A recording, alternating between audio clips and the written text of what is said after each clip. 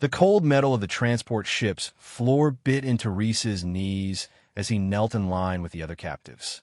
His wrists bore the marks of restraints that had been tightened beyond necessity, a petty cruelty that seemed to amuse the Cathar guards. Not that Reese had given them the satisfaction of a reaction. He hadn't made a sound in 7 years, not since the fall of New Terra. The ship shuddered as it entered the atmosphere of Xylos. Through a narrow viewport, Reese could see the barren landscape taking shape below, a world of rust-colored deserts and jagged mountains, dominated by a massive structure that gleamed like a chitinous shell under the red sun. The arena. A Cathar officer moved down the line, inspecting the fresh meat. The alien's segmented armor clicked with each step, mandibles twitching beneath a helmeted face as it assessed the value of each slave. When it reached Reese, it paused. The human's stillness was different from the trembling fear of the others. It was the stillness of a predator. This one, the officer chittered to a subordinate. Combat classification. Arena fodder. A plasma brand was pressed against Reese's neck. The sizzle of burning flesh filled the air, marking him as property of the Cathar Empire. Reese didn't flinch. The pain was nothing compared to watching his homeworld burn. Being captured had been part of the plan. After years of guerrilla warfare against Cathar expansion forces, Reese had deliberately allowed himself to be taken during a raid on an outpost. Somewhere on Xylos was the stolen technology that had given the Cathar the edge in the war, the quantum flux drive that had allowed them to bypass New Terra's defenses. And somewhere on Xylos was Commander Vyx, the architect of New Terra's destruction. Reese had one purpose now: retrieve the drive's core components and eliminate Vyx. If he died in the process, so be it. He had nothing left to lose. The prisoners were herded from the ship into a processing facility that stank of disinfectant and fear. Cathar officials moved among them, scanning, categorizing, and separating them according to some inscrutable system. Reese found himself in a group of the most physically capable, those marked for arena combat. Fresh blood for the games, a voice whispered beside him. A scarred alien with pale blue skin and 4 arms kept his head down as he spoke. I'm Dren. Been through processing 3 times now. Survived 2 arena seasons. Reese gave no response, but his eyes briefly met Dren's, acknowledging him. Not much for conversation. Smart. The silent ones sometimes last longer. Dren's voice dropped even lower. The Cathar, they love to break the defiant ones. If you survive your first match, keep your head down. Don't become a favorite. A guard's electro whip cracked, silencing the whispers. The captives were led deeper into the facility, through corridors lined with cells holding fighters from a dozen different species. Some looked broken, lying motionless on bare platforms. Others stood at the barriers, watching the newcomers with predatory eyes. Tomorrow's the qualification matches. Dren continued as they were locked into a communal cell. They'll pit you against another newcomer. Win, and you become a rank fighter.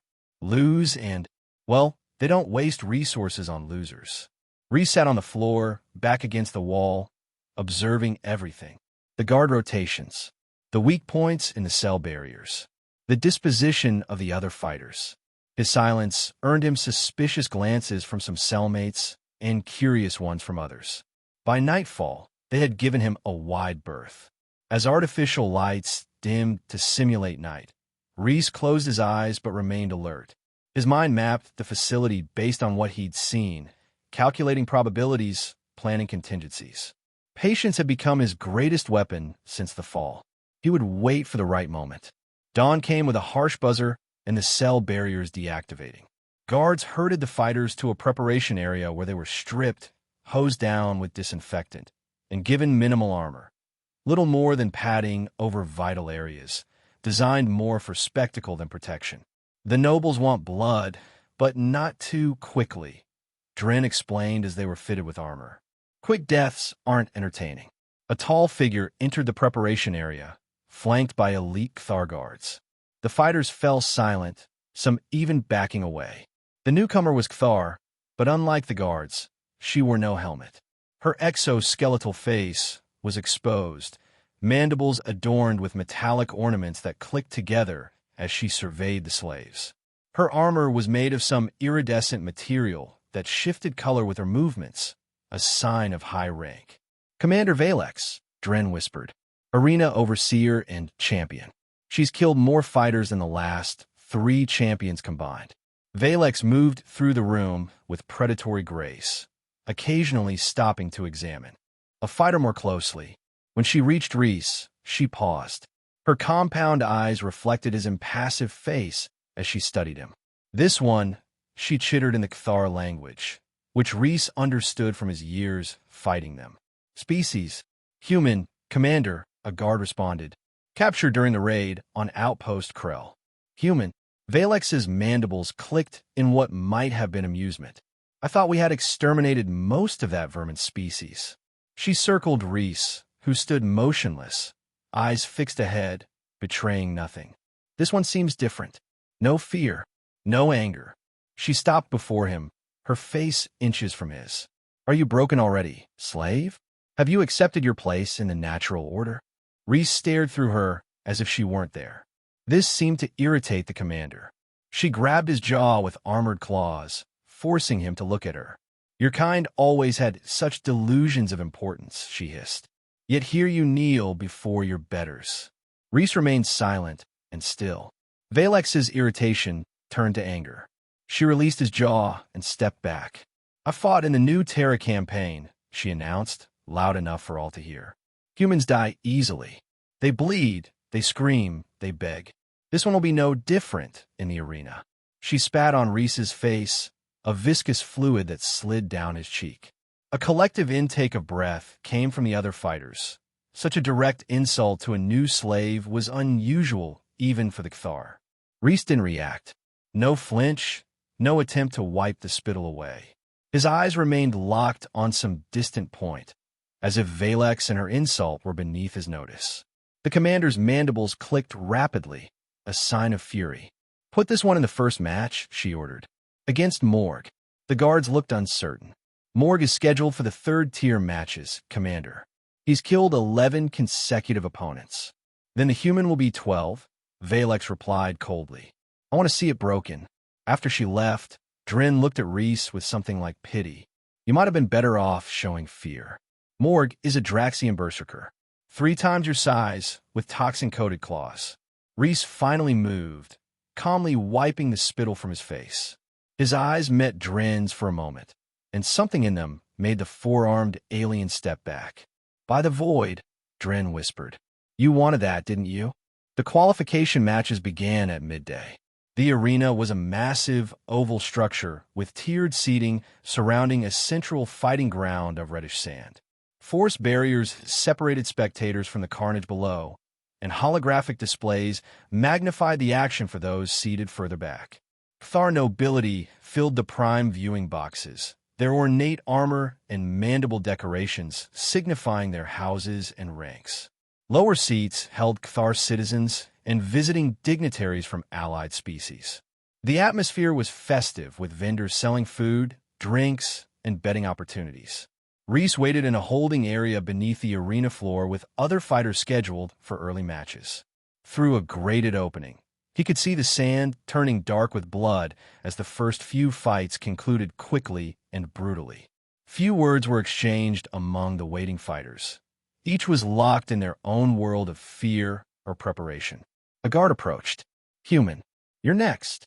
Reese was given a basic short sword, little more than sharpened metal with a crude handle. Standard for new fighters, more a gesture than a real weapon. He took it without comment and followed the guard to an elevator platform. As the platform rose, the roar of the crowd grew louder. Announcements in the Cathar language introduced him simply as human captive number 437. His opponent was announced with considerably more fanfare, the undefeated Draxian berserker Morg. The platform stopped at arena level. Reese stepped onto the red sand, blinking momentarily in the harsh sunlight. Across the field, another platform rose, carrying a massive figure that could barely be called humanoid.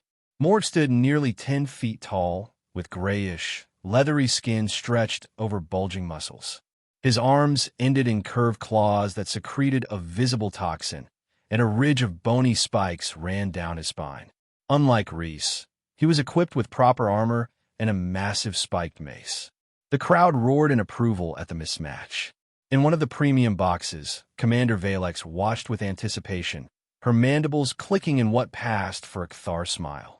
A horn blared, signaling the start of combat. Morg let out a deafening roar and charged across the arena, mace raised high. The crowd's noise swelled with excitement, anticipating a quick and bloody finish.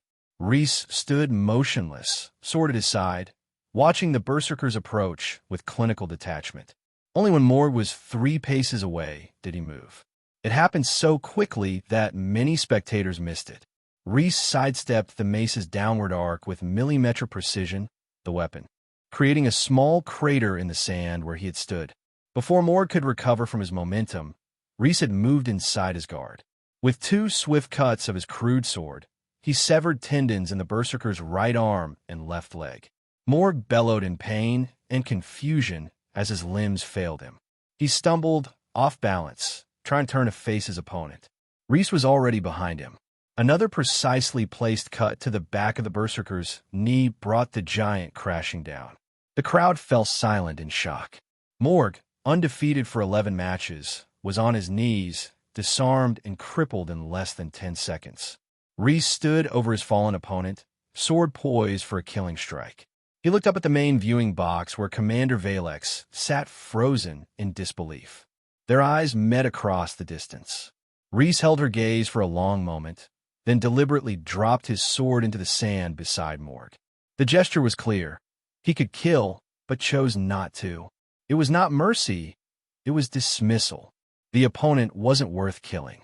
The silence broke with scattered murmurs that grew into a confused mixture of cheers, boos, and astonished conversation. This was not how qualification matches were supposed to end. New slaves didn't defeat champions, and they certainly didn't refuse to deliver death blows. "Finish him," came the order from Valex's box, her voice amplified across the arena. Reese turned his back on Morg and began walking toward the exit platform, ignoring the command entirely.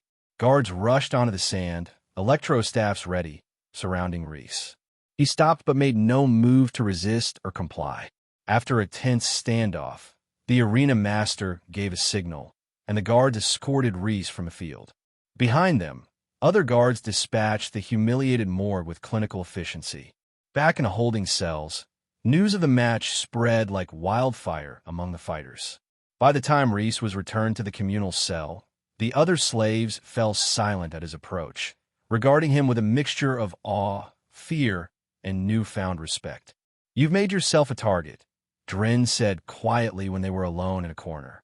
"The Cthar will never tolerate such defiance, especially not from a human." Reese's silence now seemed to hold weight, as if it contained purpose rather than emptiness. He examined the facility with renewed intensity, noting guard positions, surveillance points, and structural weaknesses. His timeline had accelerated. The attention he'd drawn would bring both danger and opportunity. That night, as the facility quieted, a guard approached Reese's cell. "You've been summoned," the guard said, activating a portable barrier that would allow him to escort a single prisoner. Reese was led through rarely used corridors to an interrogation room. Inside waited a Cthar scientist, distinguishable by the additional sensory apparatus integrated into his armor. "Fascinating display today," the scientist said in accented human language. "I am Dr. Krovtex, behavioral analyst for the Arena Authority."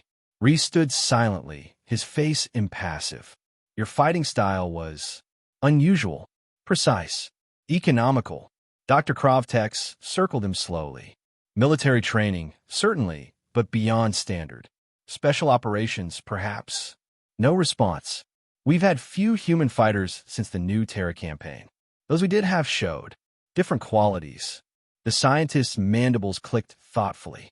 "They fought with desperation, with rage. You fight with calculation." He gestured to a chair. "Please sit. I'm authorized to offer improved conditions in exchange for information." Reese remained standing. "Very well." Dr. Krovtex made a notation on a datapad. Commander Valex believes you should be executed for your disrespect. I've convinced her that you're more valuable as a research subject. Your next match will be in 3 days, against 2 opponents simultaneously. I'll be monitoring your performance closely." As Reese was escorted back to his cell, he cataloged the new sections of the facility he'd seen. The interrogation room was in the administrative wing, closer to where security and research would be housed, closer to where the quantum drive components might be stored. 3 days passed with increased scrutiny. Guards watched Reese constantly, and he was separated from other fighters during exercise periods. His food was checked for tampering, as if the authorities feared someone might try to poison him, or worse, help him. Other fighters gave him a wide berth, but their whispers followed him. The human who defied Valex. The silent one who defeated Morg without breaking a sweat. Some began to see him as a symbol, others as a fool marked for death. On the morning of his next scheduled fight, Reese was brought to the preparation area earlier than usual. As he was being fitted with slightly better armor, an acknowledgement of his new status, a commotion at the entrance drew attention. Commander Valex strode in, but different from before. Her ceremonial armor was gone, replaced by combat gear. A training staff was gripped in one of her 4 hands. "Leave us," she ordered the preparation staff. When they had gone, she approached Reese, who stood impassively. "Your match has been canceled," she said, her voice tight with controlled fury. "The arena administrator has granted my request for a special exhibition." She activated a hollow display showing the arena schedule. There, in prime position for the day's events, special exhibition match, Commander Valex versus human number 437. "You humiliated the Cthar Empire with your display," Valex hissed. "A slave does not show mercy. A slave does not defy commands. And a slave, especially a human slave, does not upstage a Cthar champion." She circled him like a predator. "I've studied the recording of your match. Impressive technique, but Morg was a brute with no discipline. I am something else entirely." Reese's expression didn't change, his eyes fixed straight ahead. "Still nothing to say?" Valex stopped before him. "I was there, you know. At New Terra, my battle group breached the northern defense grid. We took the command center within hours. I personally executed what remained of your leadership." For the briefest moment, something flickered in Reese's eyes, a flash of recognition, quickly suppressed. "Ah." Valex's mandibles clicked in satisfaction. "So you were there? Perhaps you had someone special among the command staff? A mate? Family?" Reese remained still, but Valex had seen the momentary reaction and pressed her advantage. The males died quickly. The females took longer. They screamed beautifully. She leaned closer, her alien face inches from his. "In the arena today, I will not kill you quickly. I will take you apart piece by piece, and you will break your silence to beg for death." With a final contemptuous gesture, she spat in his face again and left. The arena was packed beyond capacity for the special exhibition. News of the human who had defied convention had spread throughout Xylos, drawing Cthar nobility who rarely attended regular matches. The betting pools were heavily weighted in Valex's favor, though a surprising number of wagers had been placed on the human lasting more than 5 minutes. The atmosphere crackled with anticipation as Reese was elevated to the arena floor. He wore minimal armor and carried a standard-issue gladiator's short sword, the same poor-quality weapon he'd used against Morg. The crowd's reaction was mixed. Jeers from Cthar patriots, murmurs of interest from those who had heard of his previous fight, and a strange, tense silence from the slaves and aliens in the service sections. The announcer's voice boomed. "Today's special exhibition. Commander Valex, 7th-ranked champion of the Cthar Empire, conqueror of 17 worlds, veteran of the extinction campaigns, against human captive number 437. Valex's platform rose opposite Reese. She was resplendent in combat armor that managed to be both functional and ornate, signifying her rank and achievements. She carried a multi-segmented staff that could separate into twin blades, a traditional Cthar dueling weapon that required years to master. As the platforms locked into place, Valex raised her weapon in the traditional Cthar challenge posture. The crowd roared its approval. Reese stood motionless, sword at his side, face expressionless. "Combat begins on the horn," the announcer declared. "This exhibition continues until submission, incapacitation, or death." The horn sounded, a deep, brassy note that echoed across the arena. Valex didn't charge like Morg had. She moved with the practiced grace of a true predator, circling, evaluating, looking for weaknesses. Reese turned slowly to track her, his stance neutral, neither aggressive nor defensive. "Fight, slave," she called, her voice carrying across the sand.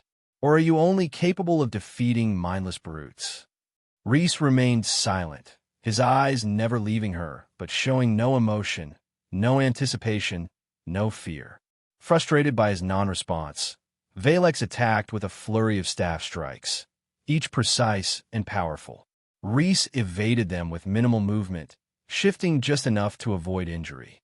He made no attempt to counterattack, which further incensed the commander. "Fight back," she snarled, launching a more aggressive combination. Again, Reese evaded, but a glancing blow caught his shoulder, drawing blood. The crowd cheered at the first injury. Valex pressed her advantage, driving Reese back with increasingly ferocious attacks.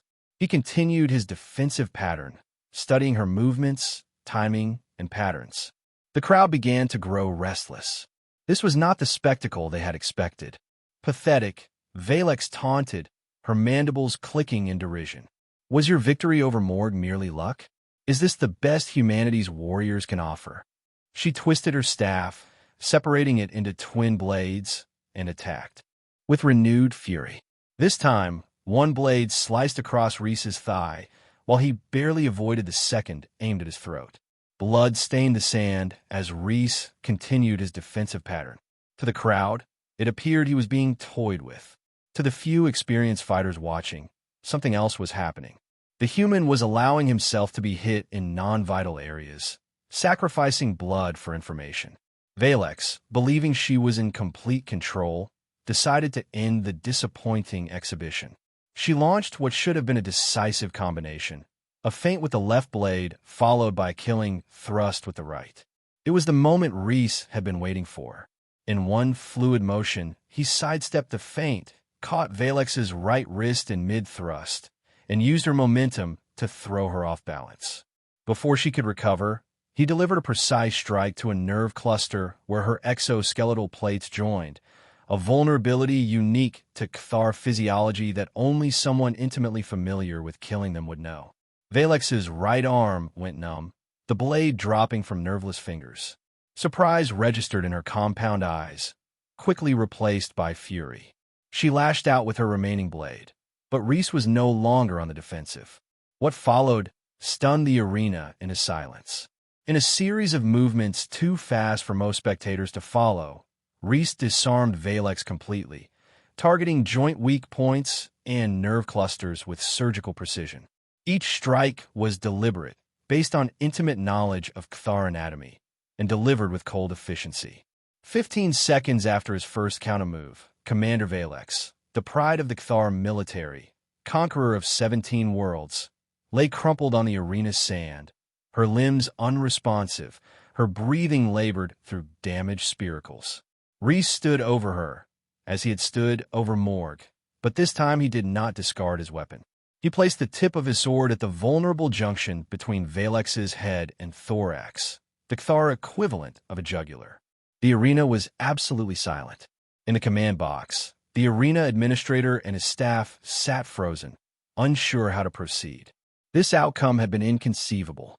Reese's eyes locked with Valex's. For the first time, something showed in his expression, a cold, implacable purpose that transcended hatred or revenge. Recognition dawned in Valex's compound eyes. "You, command unit," she rasped in a human language, mandibles clicking weakly. "New Terra, Special Forces." Reese pressed the blade slightly, drawing ichor. Still, he said nothing. "Finish it," Valex hissed. "It is. You're right." As victor, the entire arena held its breath.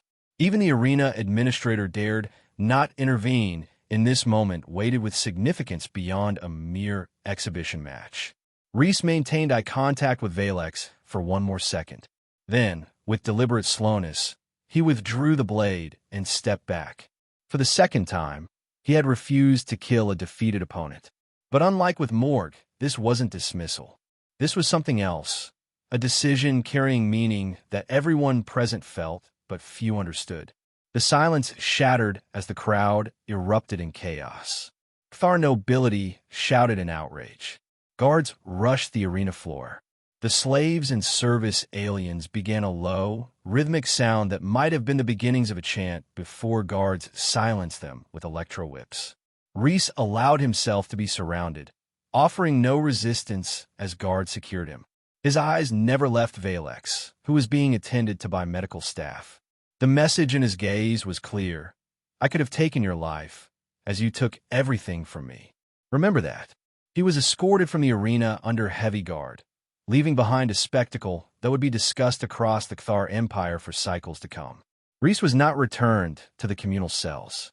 Instead, he was taken to a high-security isolation unit deep within the facility.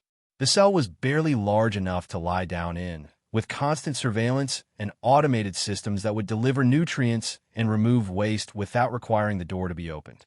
The administrator is deliberating your fate, a senior guard informed him through the barrier. Commander Valex has demanded your public execution. Others have different interests. By refusing to kill Valex, Rhys had created a complex political situation. Kthar martial tradition demanded that defeated champions be dispatched honorably. By sparing her, he had both denied her an honorable death and created a dangerous precedent. A slave determining a Kthar officer's fate undermined the entire imperial hierarchy. Hours passed in isolation. Rhys sat motionless on the cell's single bench, conserving energy, mind continuously calculating. The exhibition match had accomplished several objectives. It had mapped the main arena security protocols, demonstrated the response patterns of the guard units, and most importantly, created a significant distraction. What no one had noticed during the chaos following the match was that he had palmed a security chip from one of the guards who had escorted him off the arena floor. It now lay hidden in a small cut he'd made in the cell benches underside. On the second night of his isolation, as the facility's systems cycled to night mode, Rhys retrieved the chip. Intelligence gathered before his capture indicated that lower-level security credentials would be sufficient to access non-restricted areas, including the research wing, where the quantum drive components were likely stored. He would have one chance when the guard rotation occurred at the shift change. Patience had gotten him this far. A few more hours would make no difference. The isolation cell surveillance was standardized, cameras monitored from above, with automated systems tracking life signs and movement.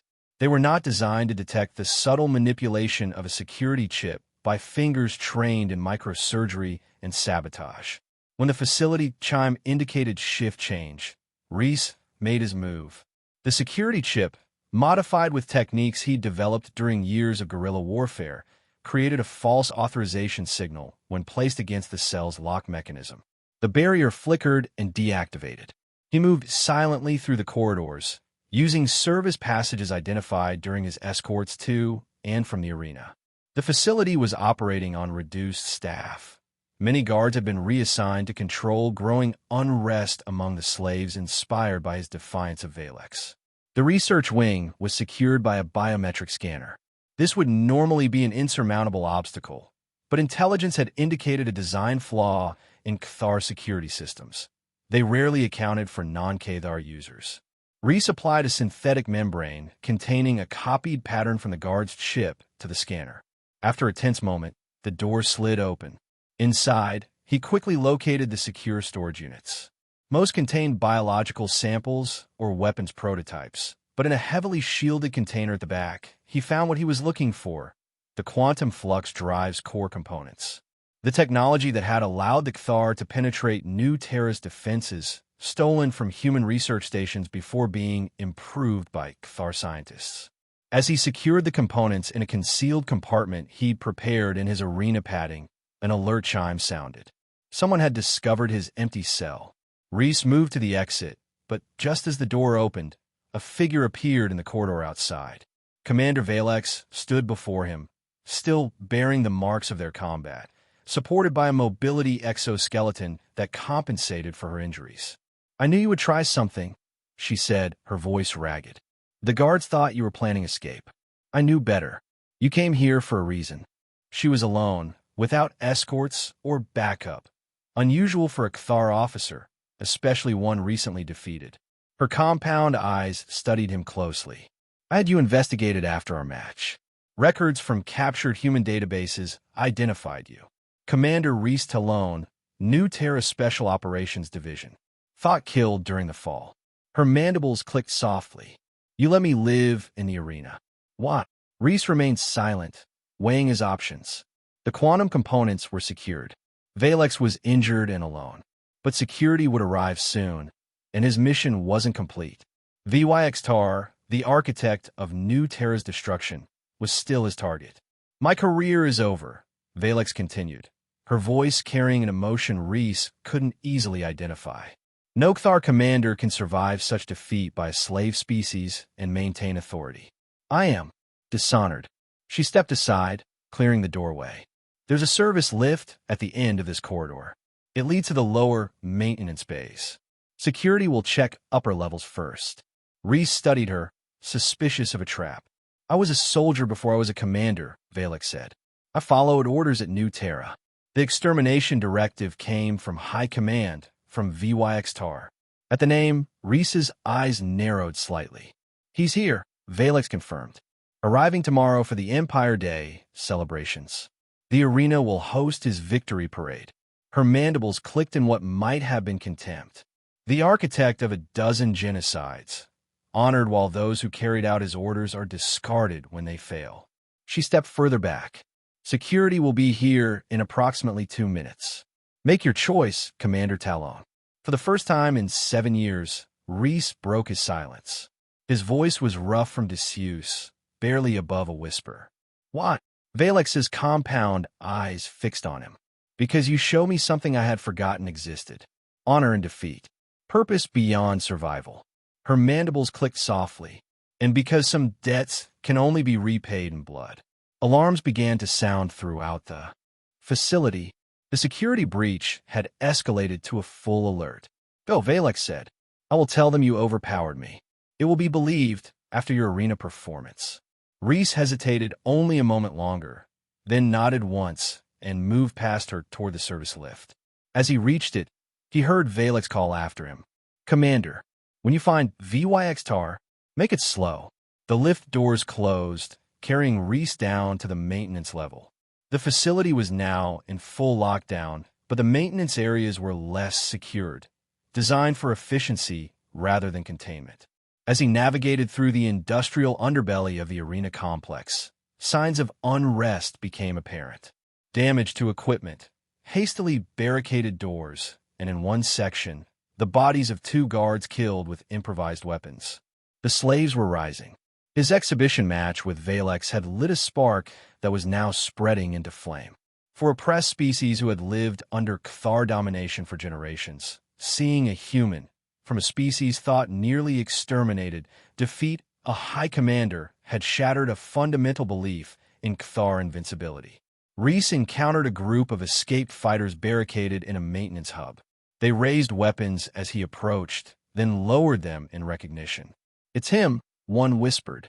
"The human who defeated Valex."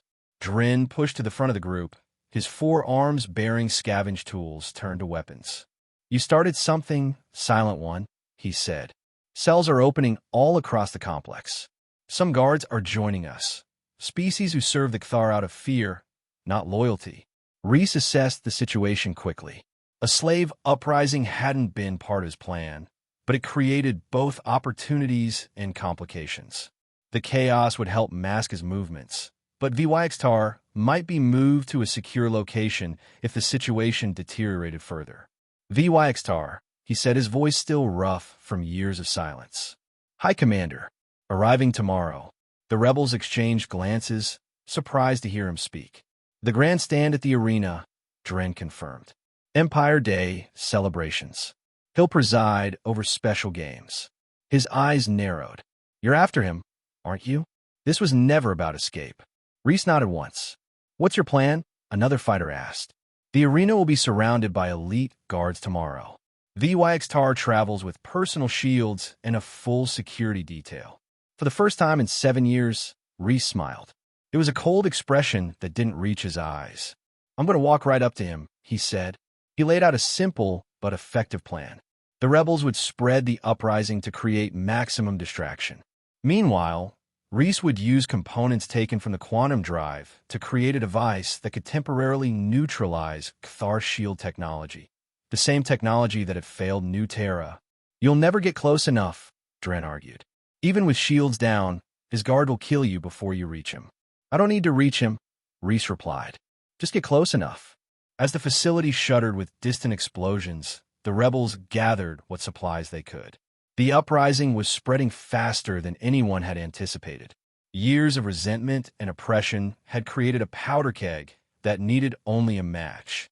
Through the night, Reese worked with salvaged tools and the quantum components, constructing a device that resembled a primitive remote detonator.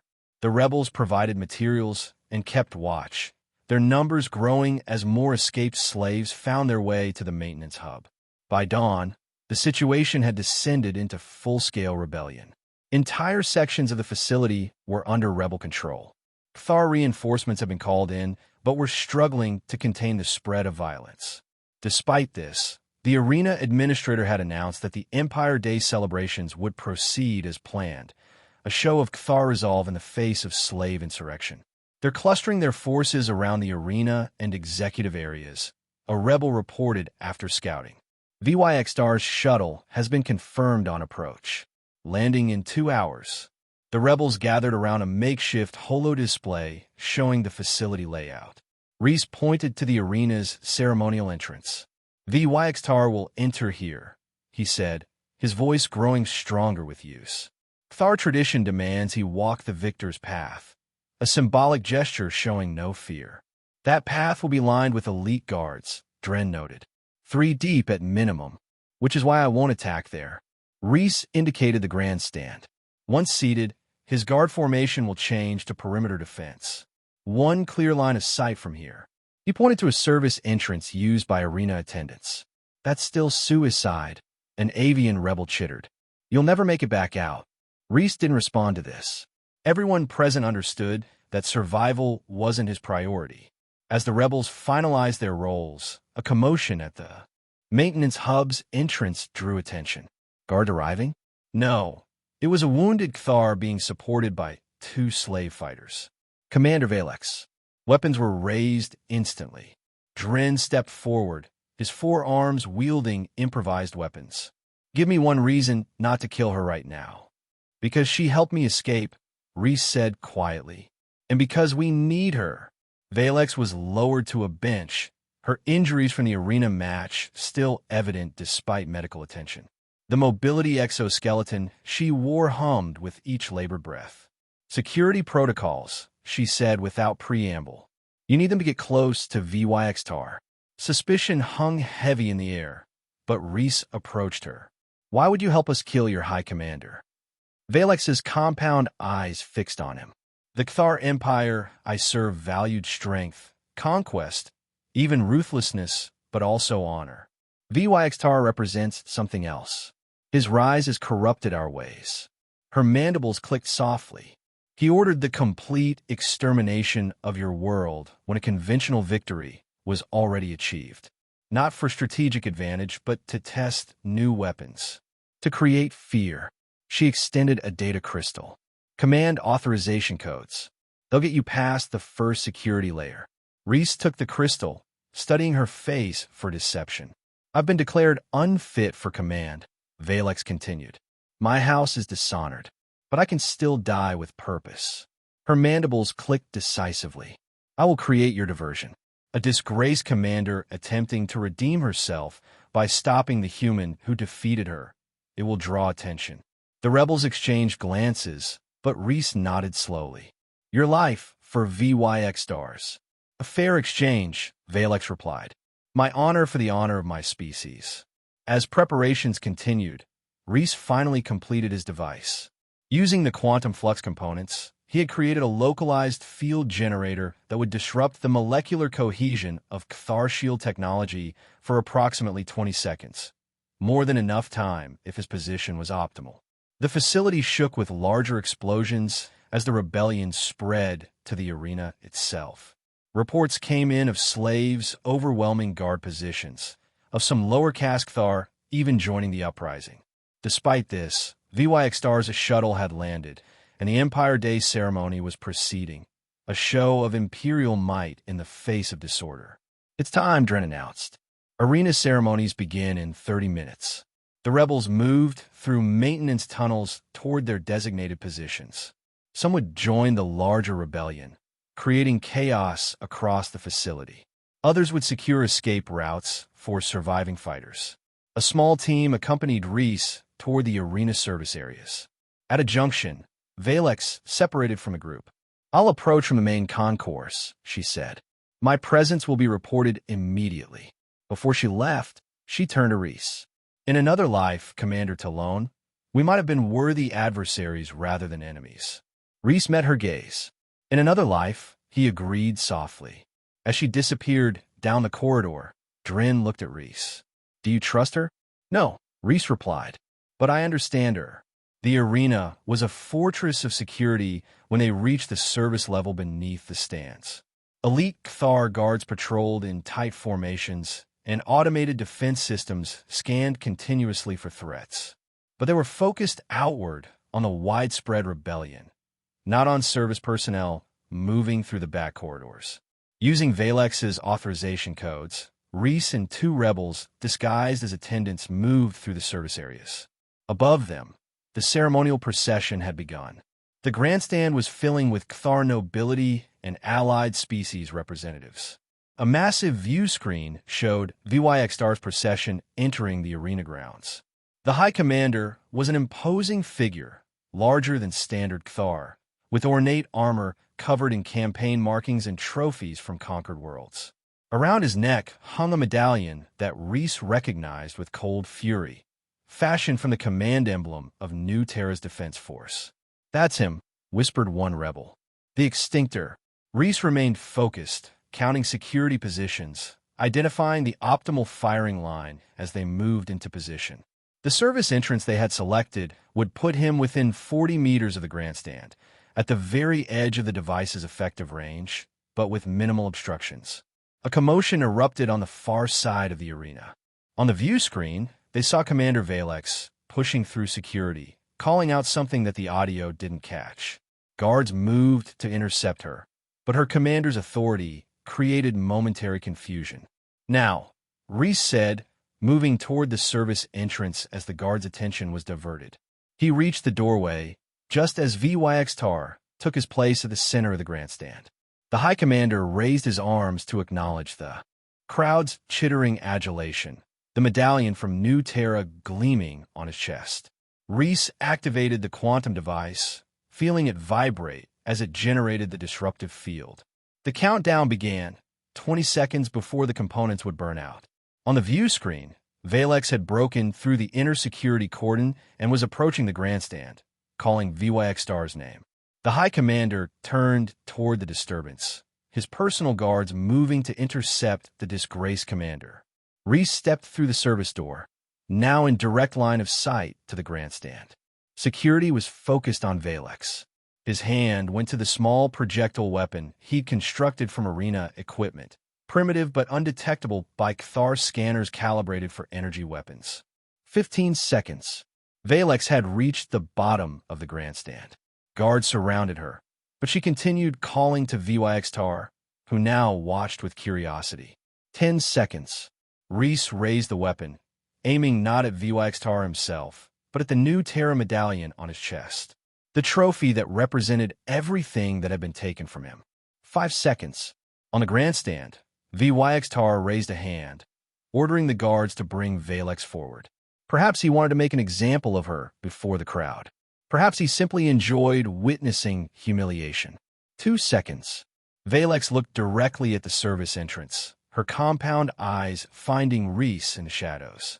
Her mandibles clicked once in what might have been acknowledgement or farewell. 1 second. Reese fired. The projectile crossed the distance in an instant, passing through the momentarily disabled shields. It struck the medallion on VYX Star's chest with perfect accuracy.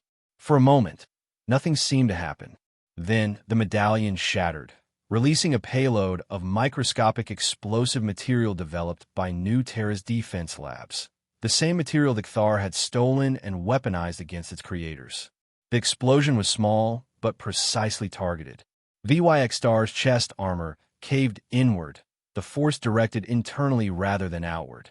The High Commander staggered, clutching at the sudden void where the medallion had been. No dramatic fall, no spectacular death, just a precision strike at the exact location of a Cthar's primary life functions. Chaos erupted. Guards rushed to protect VYX Tar, who had collapsed to his knees. Others scanned for the source of the attack.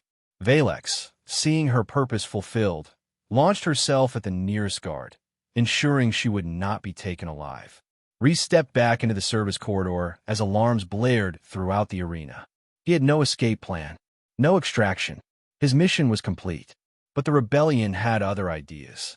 Dren and 3 fighters appeared from a side passage.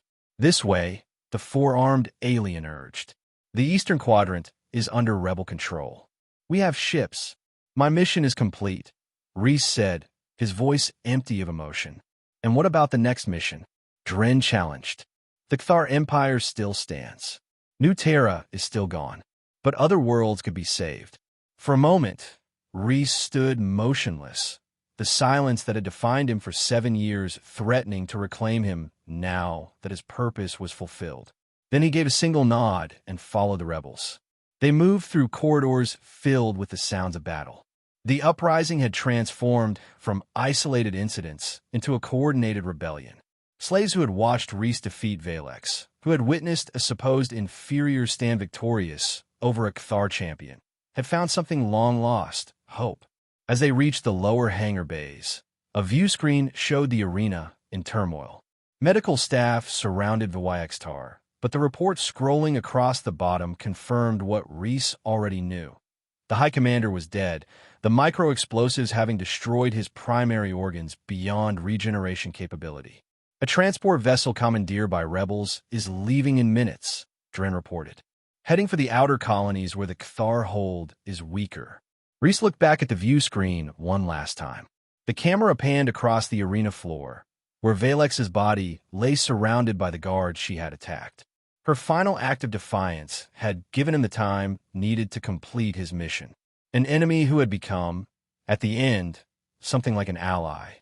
The facility shuddered as rebel fighters detonated charges in key structural areas.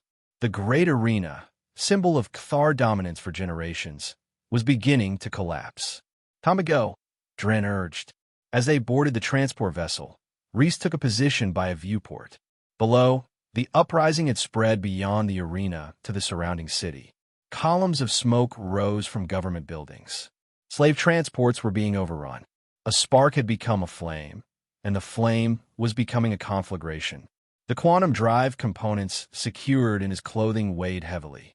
With them, rebel engineers might be able to develop countermeasures to Cthar's shield technology or even restore the original human designs that had been corrupted and weaponized. As the transport lifted off, accelerating away from Xylos, one of the younger rebels approached Reese hesitantly. Is it true what they say, that you haven't spoken in 7 years? Since the fall of your world? Reese looked at the young alien, then back to the viewport where Xylos was shrinking into the distance. The arena, now a crumbling ruin at its center. Some oaths are made to be broken, he said quietly. Others are just the beginning. The transport jumped to light speed, carrying the seeds of rebellion to stars beyond. Behind them, on a world that had known only Cthar dominance for centuries, slaves looked up at the sky and whispered a new word, a name that would spread across the empire like wildfire. Not slave, not human, Reese, the silent one who had spoken volumes without a word.